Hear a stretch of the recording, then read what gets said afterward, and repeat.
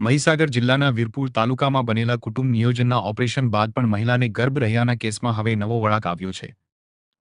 આ અગાઉ બનેલી ઘટનામાં લુણાવાડાની આરોહી હોસ્પિટલમાં ઓપરેશન થયા છતાં મહિલાને ગર્ભ રહ્યાનું સામે આવ્યું હતું, જેને લઈને પરિવાર દ્વારા ગંભીર આક્ષેપો કરવામાં આવ્યા હતા। હવે આ સમગ્ર મામલે જન સ્વાભિમાન ક્રાંતિ આંદોલન સક્રિય થયું છે। ગુજરાત પ્રદેશ પ્રમુખ દિનેશ રાજવીરે હોસ્પિટલના ડોક્ટર સામે કાયદેસરની કાર્યવાહી કરવાની માંગ કરી છે। તેમણે જણાવ્યું છે કે પીડિત પરિવારને ન્યાય નહીં મળે તો આંદોલન કરવામાં આવશે। આ કેસને લઈને ફરી એકવાર આરોગ્ય તંત્રની કામગીરી અને જવાબદારી અંગે સવાલો ઊભા થયા છે। હાલ સમગ્ર મામલે વધુ તપાસ અને આગળની કાર્યવાહી અંગે નજર રાખવામાં આવી રહી છે।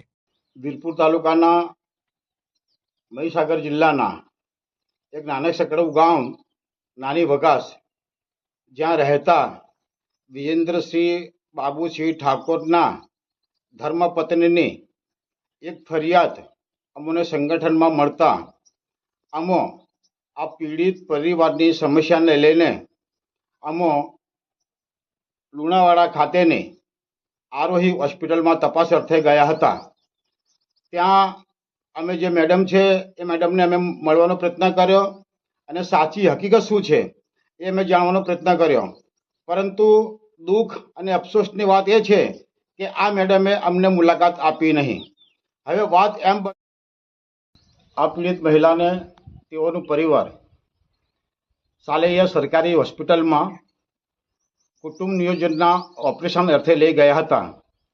ત્યારે આ સાલેયાની હોસ્પિટલ દ્વારા તેઓને લુણાવાડા ખાતેની આરોહી હોસ્પિટલમાં મોકલવામાં આવ્યા હતા, જ્યાં આ પીડિત મહિલાનું ઓપરેશન કરવામાં આવ્યું હતું।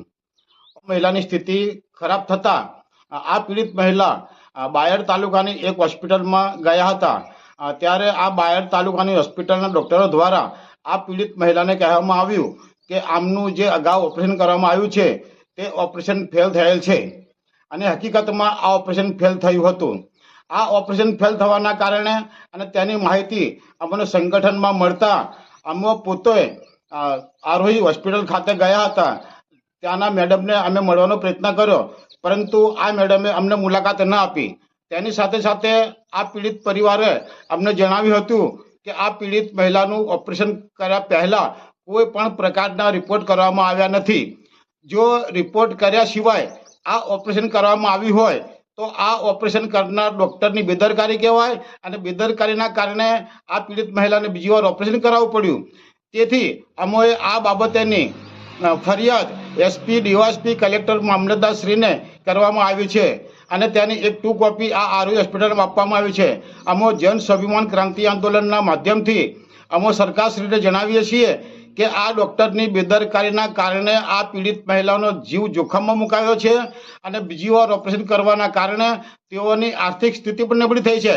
અમારી માંગ એક છે કે રિપોર્ટ કર્યા સિવાય ઓપરેશન કરનાર ડૉક્ટરની સામે કાયદેસરની FRI દાખલ કરવામાં આવે, તેની ધરપકડ કરવામાં આવે, કારણ કે આ ગ્રામીણ વિસ્તારમાં આવા ઘણા બધા બનાવો બને છે, પરંતુ આ ગ્રામીણ પ્રજા અભણ હોવાના કારણે કેટલાક બનાવો બહાર આવતા નથી। પણ આ પીડિત મહિલા જે બહાર આવી છે, મેદાનમાં આવી છે, એમને આ હોસ્પિટલ દ્વારા પૂરેપૂરો ન્યાય મળે અને સરકારશ્રી તરફથી પણ આ પીડિત મહિલાને સહકાર મળે, એમને ન્યાય મળે એવી અમે આશા અપેક્ષા રાખીએ છીએ। અને અમારી માંગ છે કે આ રિપોર્ટ કર્યા સિવાય ઓપરેશન કરનારની સામે FRI દાખલ કરવામાં આવે અને તેઓની ધરપકડ કરવામાં આવે, તેથી સમાજમાં એક સારો દાખલો બેસે। આ મહિલાને, આ પીડિત મહિલાને ન્યાય આપવામાં નહીં આવે તો ન છૂટકે જન સ્વાભિમાન ક્રાંતિ આંદોલનના નેજા હેઠળ અમો આંદોલન કરીશું, જેમાં ઉપવાસ, રેલી વગેરે કાર્યક્રમો કરવાની અમને ફરજ પડશે। તેથી અમે પ્રશાસન તરફથી અને ડૉક્ટર તરફથી આશા રાખીએ છીએ કે આ મહિલાને ન્યાય આપવામાં આવે, અન્યથા અમારે આ પીડિત મહિલાને ન્યાય આપવા માટે મેદાનમાં ઉતારવાની ફરજ પડશે, જેને લાગતા વળગતા તમામ અધિકારીશ્રીઓ ગંભીરપણે નોંધ લે। મારું નામ દિનેશ રાજવીર, જન સ્વાભિમાન ક્રાંતિ આંદોલન ગુજરાત પ્રદેશ પ્રમુખ।